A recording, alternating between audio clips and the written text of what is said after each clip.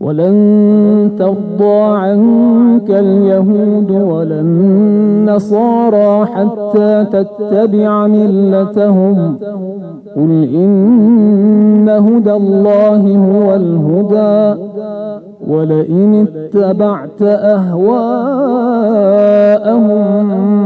بعد الذي جاءك من العلم ما لك من الله من ولي ولا نصير.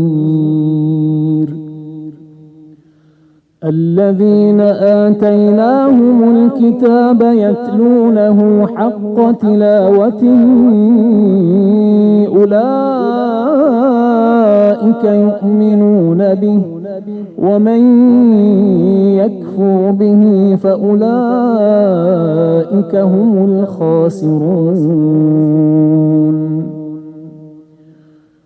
يا بني إسرائيل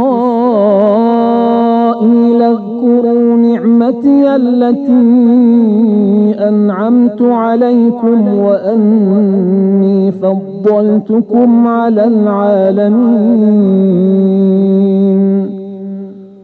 واتقوا يوما لا تجزي نفس عن نفس شيئا ولا يقبل منها عدل ولا تنفعها شفاعة ولا هم ينصرون.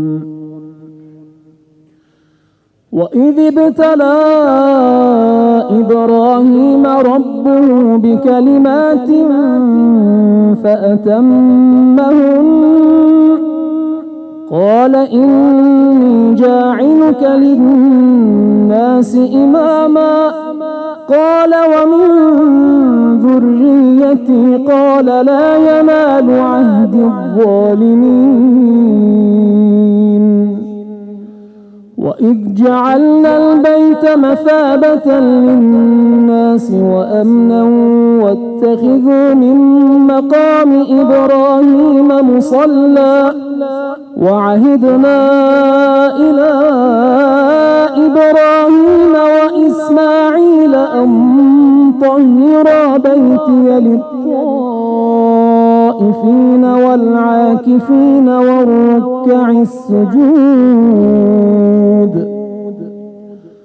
وإذ قال إبراهيم رب اجعل هذا بلدا آمنا وارزق أهله من الثمرات من آمن منهم بالله واليوم الآخر قال ومن كفر فأمتعه قليلا ثم أضطروه إلى عذاب النار وبئس المصير.